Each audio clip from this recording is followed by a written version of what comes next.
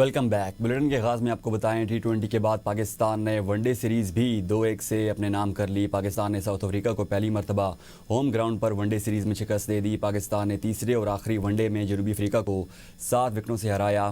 144 runs کا ہدف پاکستان نے 3 وکٹوں کے نقصان پر حاصل کیا۔ کوئنٹن ڈی کاک مین آف دی سیریز اور ابرار احمد مین آف دی میچ قرار پائے۔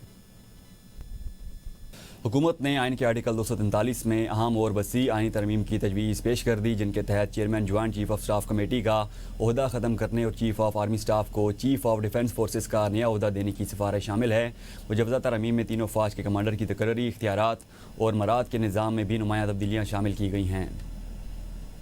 آئین کے آرٹیکل 243 میں بڑی آئینی ترمیم کی تجویز، chairman joint chief of staff committee کا عہدہ ختم، آرمی چیف کو چیف آف ڈیفنس فورسز کا نیا عہدہ دینے کی سفارش کی گئی۔ حکومت کی جانب سے آئین کے آرٹیکل 243 میں اہم آئینی ترمیم تجویز کی گئی ہیں، جن کے تحت مسلح افواج کے ڈھانچے، کمانڈ اور اختیارات میں نمایاں تبدیلیاں کی گئی ہیں۔ ترمیمی مسودے کے مطابق صدر مملکت وزیر اعظم کی ایڈوائس پر تینوں افواج کے سربراہان کا تقرر کریں گے۔ چیف آف آرمی سٹاف کو بیک وقت چیف آف ڈیفنس فورسز کا نیا عہدہ دیا جائے گا، جبکہ چیف آف نیول سٹاف اور چیف آف ایئر سٹاف کی تقرری بھی صدر مملکت اور وزیر اعظم کے مشورے سے کریں گے۔ صدر ان تمام عہدوں کے تنخواہوں اور مراد کا تعین بھی خود کریں گے۔ ترمیم میں تجویز دی گئی ہے کہ 27 نومبر 2025 سے chairman joint chief of staff committee کا عہدہ ختم کر دیا جائے گا۔ اس کے بعد دفاعی کمانڈ کی تمام ذمہ داریاں چیف آف ڈیفنس فورسز کے تحت ہوں گی۔ وزیر اعظم army chief chief of defence forces کی سفارش پر نیشنل اسٹریٹجی کمانڈ کے عہدوں کا تقرر کریں گے، جو پاک فوج کے سینئر افسران میں سے ہوں گے، اور ان کی تنخواہ اور مراد کا تعین بھی وزیر اعظم کریں گے۔ ترمیمی مجوزے کے مطابق اگر وفاقی حکومت کسی افسر کو field marshal, martial of the air force یا ایڈمرل آف دی فلیٹ کے رینک پر ترقی دیتی ہے تو افسر زندگی بھر وردی، مراد اور مرتبے کو برقرار رکھنے کا حقدار ہوگا۔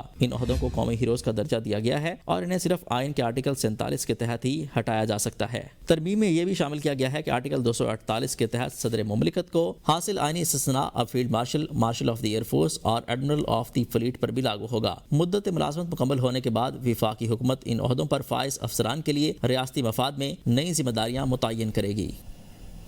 وفاقی کابینہ نے 27ویں آئینی ترمیم کے مسودے کی منظوری دے دی۔ وزیر اعظم شہباز شریف نے وفاقی کابینہ کے اجلاس کی صدارت کی۔ کابینہ کی منظوری کے بعد وزیر اعظم کی ہدایت پر وزیر قانون و انصاف نے میڈیا کو ترمیم کے خد و خال پر بریفنگ دی۔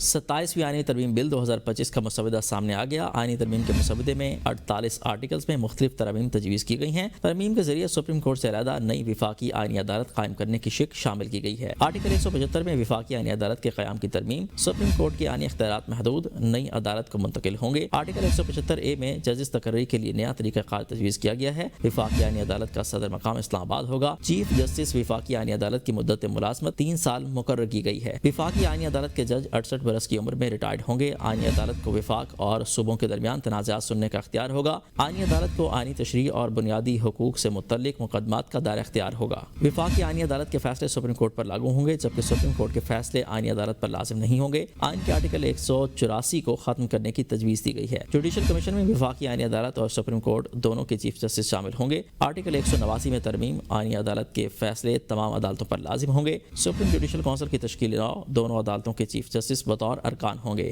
بل میں تجویز کیا گیا ہے کہ ججز کا ٹرانسفر جوڈیشل کمیشن کے سپرد کیا جائے۔ جس ہائی کورٹ سے جج کا ٹرانسفر ہونا ہے اور جس ہائی کورٹ میں تبادلہ ہونا ہے، دونوں ہائی کورٹس کے چیف جسٹس صاحبان بھی اس عمل کا حصہ ہوں گے۔ تحریک تحفظ آئین پاکستان کا 27ویں آئینی ترمیم کے خلاف مول گیر احتجاج چلانے کا اعلان، تحریک چلانے کا اعلان سربراہ اپوزیشن اتحاد محمود اچکزئی اور علامہ راجہ ناصر عباس نے کیا۔ علامہ ناصر عباس نے کہا ہے، قوم 27ویں آئینی ترمیم کے خلاف اٹھ کھڑی ہو۔ اچکزئی نے کہا، آج سے ہماری ملک گیر تحریک شروع ہو جائے گی۔ ہم بتائیں گے کہ آئین بالادست ہوگا اور پارلیمنٹ طاقت کا سرچشمہ ہوگی۔ آج سے ہماری ملک گیر تحریک شروع ہو جائے گی، قوم 27ویں آئینی ترمیم کے خلاف اٹھ کھڑی ہو۔ علامہ ناصر عباس نے مزید کہا، اپوزیشن اتحاد نے 27ویں آئینی ترمیم کے خلاف ملک گیر احتجاج چلانے کا شروع کر دیا۔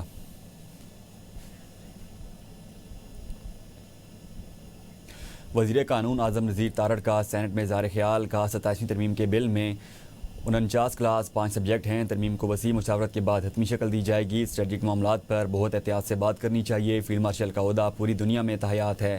اس ٹائٹل کو آئینی تحفظ دینا ہے۔ اس ٹائٹل کو واپس لینے کا اختیار وزیر اعظم کے پاس نہیں، پارلیمنٹ کے پاس ہوگا۔ بھارت نے 2 بار پاکستان کی خود مختاری کی خلاف ورزی کی۔ پاکستان نے بھارت کو جو جواب دیا اس کی دنیا معترف ہے۔ آرمی چیف کو چیف آف ڈیفنس فورسز کی ذمہ داریاں سونپی ہیں۔ Chairman joint chief of staff committee مدت ختم ہونے کے بعد یہ عہدہ ختم ہوگا۔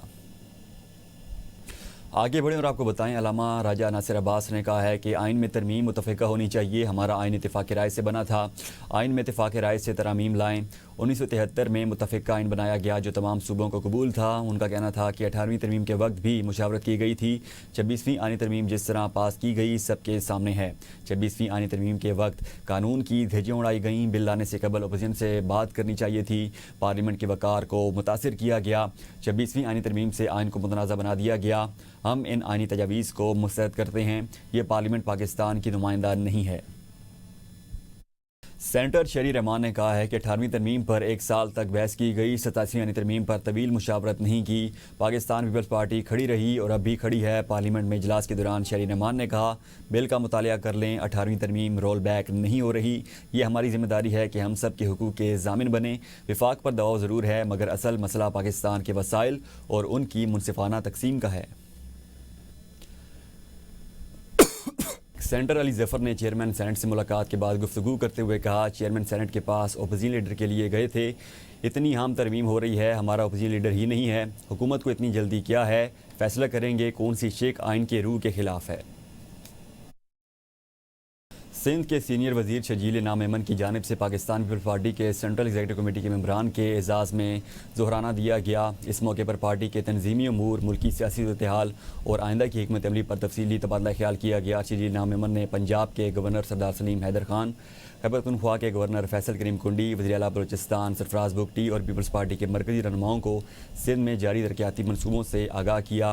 رہنماؤں نے سندھ حکومت کی عوام دوست پالیسیز اور ترقیاتی اقدامات کو سراہتے ہوئے کہا کہ پیپلز پارٹی نے ہمیشہ عوامی خدمت کو ترجیح دی ہے اور یہی اس کی سیاسی طاقت کی بنیاد ہے.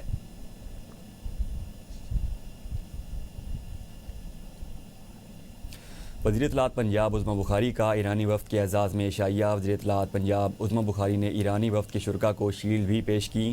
عظمی بخاری کا کہنا تھا کہ پاکستان کے پروڈیوسرز علامہ اقبال پر فلم بنانے کے خواہاں ہیں. اس حوالے سے پاکستان اور ایران مشترکہ طور پر ایک جوائنٹ وینچر کے طور پر فلم تیار کر سکتے ہیں. اگر پاکستانی اور ایرانی فلم میکرز مل کر کسی ایک موضوع پر کام کریں گے تو عالمی معیار کی فلم بن سکتی ہے. انہوں نے کہا کہ حکومت پنجاب نے فلم سٹی کے قیام کی منظوری دے دی ہے. اس فلم سٹی پر بننے والی کمیٹی کے سامنے ایران کے ممکنہ تعاون کا ذکر رکھا جائے گا. ایران کے سرمایہ کاروں کو چاہیے کہ وہ پنجاب میں ایرانی قالینوں کے ڈسپلے سینٹرز کھولیں. پاکستان پیپلز پارٹی کے نوجوان رہنما اور سینئر صوبائی وزیر اطلاعات شرجیل انعام میمن کے بیٹے راول شرجیل میمن نے راہو کی ٹنڈو جام میں میڈیا سے بات چیت کرتے ہوئے پی ایس 61 اور 63 اور دیگر حلقوں کے سرکاری پرائمری سیکنڈری اسکولوں میں فرنیچر کی تقسیم کا اعلان کیا. راول شرجیل نے کہا کہ پاکستان پیپلز پارٹی عوام کی خدمت پر یقین رکھتی ہے اور یہ اقدام اسی کا حصہ ہے.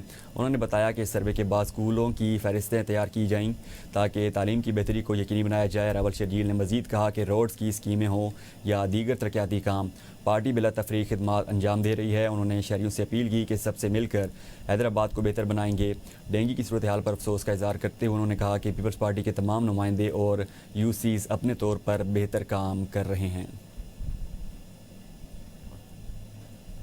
بینظیر بھٹو شہید یونیورسٹی لیاری انتظامیہ کے خلاف ہائی کورٹ میں کیس مکمل. عدالت نے انتظامیہ کو درست قرار دیتے ہوئے کیس خارج کر دیا اور اساتذہ کو قانونی چارہ جوئی کے بعد پروفیسر اور ایسوسیٹ پروفیسر کے لیے اہل قرار دے دیا ہے. سندھ ہائی کورٹ کا تفصیلی فیصلہ آنے کے بعد رجسٹرار رضا حیدر نے اساتذہ کا نوٹیفیکیشن جاری کر دیا. آفیسرز ایسوسی ایشن کے بانی وقار لغاری نے اس وائس چانسلر ڈاکٹر پروفیسر حسین مہدی اور رجسٹرار کیپٹن رضا حیدر کی کوششوں کو خراج تحسین پیش کرتے ہوئے کہا کہ انتہائی کم عرصہ میں ڈاکٹر حسین مہدی نے وہ کر دکھایا جو کہ جامعہ لیاری کی تاریخ میں کبھی نہیں ہوا. پہلی بار پروفیسر کی تعیناتی ایک سنگ میل ہے اور جامعہ لیاری ترقی کی مزید منزلیں آسانی سے طے کرے گی.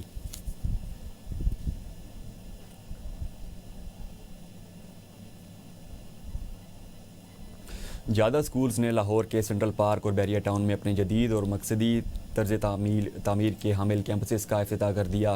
تقریب کے مہمان خصوصی پروفیسر عرفان احمد نے زیادہ اسکولز کے ویژن کو سراہتے ہوئے کہا کہ اس دور میں جب تعلیم صرف نمبرز اور امتحانات تک محدود رہ گئی ہے, زیادہ اسکولز کو علم کا کردار مقصد سے جوڑنے کا نظریہ خوشائند اور وقت کی عام ضرورت ہے. بانی زیادہ اسکولز اسامہ نصیر نے کہا کہ تعلیم کا مقصد صرف نصاب مکمل کرنا نہیں بلکہ انسان سازی ہے. زیادہ اس نظریے کی نمائندگی کرتا ہے جہاں علم، ہمدردی اور مقصد ایک ساتھ پروان چڑھتے ہیں. انہوں نے کہا ہمارا ہدف ایسے طلبہ تیار کرنا ہے جو اپنے کردار، علم اور اخلاق کے ذریعے معاشرے میں مثبت تبدیلی لائیں. اس عزم کا اظہار کیا گیا کہ زیادہ سکولز کو مستقبل کے ایسے رہنما تیار کرے گا جو علم، کردار اور مقصد کے ساتھ قیادت کر کے معاشرے میں مثبت تبدیلی کا ذریعہ بنیں گے. سابق نائب صدر اسلام آباد چیمبر آف کامرس اشتیاق قریشی وفات پا گئے. مرحوم کی نماز جنازہ چیٹ قبرستان میں ادا کر دی گئی. مرحوم ونگ کمانڈر ریٹائرڈ زاہد قریشی کے بھائی تھے. نماز جنازہ میں chairman ABN news, chief editor اوصاف گروپ راجہ مہتاب خان نے بھی شرکت کی. چیئرمین ABN نیوز راجہ مہتاب خان نے کہا کہ مرحوم مختلف صلاحیتوں کے مالک تھے. مرحوم دیانتدار اور بااصول تاجر تھے. یہی ان کی پہچان تھی. اللہ تعالیٰ مرحوم کو جنت الفردوس میں جگہ اور سوگواران کو صبر دے. مرحوم نے سوگواران میں بیوہ، 2 بیٹے اور 3 بیٹیوں کو چھوڑا ہے. سینٹ سے 27ویں آئینی ترمیم کی منظوری. وزیراعظم شہباز شریف نے اتحادی جماعتوں کے سینٹرز کو مدعو کر لیا. ذرائع کے مطابق حکومتی اور اتحادی سینٹرز کو وزیراعظم کی جانب سے دعوت نامے موصول ہو گئے ہیں. وزیراعظم حکومتی اور اتحادی جماعتوں کے سینٹرز کے اعزاز میں شائع دیں گے. وزیراعظم کی جانب سے آج 6:30 بجے مدعو کیا گیا ہے. وفاقی وزیر داخلہ محسن نقوی کی بلاول ہاؤس کراچی آمد ہوئی. وزیر داخلہ محسن نقوی کی صدر مملکت آصف علی زرداری اور بلاول بھٹو سے ملاقات. 27ویں آئینی ترمیم سے متعلق مشاورت ملاقات میں سیاسی صورتحال اور دیگر امور پر بھی تبادلہ خیال کیا گیا. مولانا فضل الرحمان نے بھی صدر مملکت آصف علی زرداری اور بلاول بھٹو سے ملاقات کی. ذرائع کے مطابق ملاقات میں سیاسی صورتحال اور مجوزہ آئینی ترمیم کے حوالے سے تبادلہ خیال کیا گیا. حکومت 27ویں ترمیم سے متعلق کوئی جلدی نہیں کر رہی. اتحادیوں سے ترمیم سے متعلق مشاورت کی گئی. مولانا فضل الرحمان سے مشاورت نہیں کی گئی تو کرنی چاہیے. وزیر دفاع خواجہ آصف کہتے ہیں 27ویں آئینی ترمیم کمیٹیوں کو بھیج دی گئی ہے. 27ویں ترمیم سے متعلق اعتراضات سنے گئے، مشاورت بھی کی گئی. 27ویں ترمیم مشاورت کے مراحل سے گزر چکی ہے، اس لیے منظور ہو جائے گی.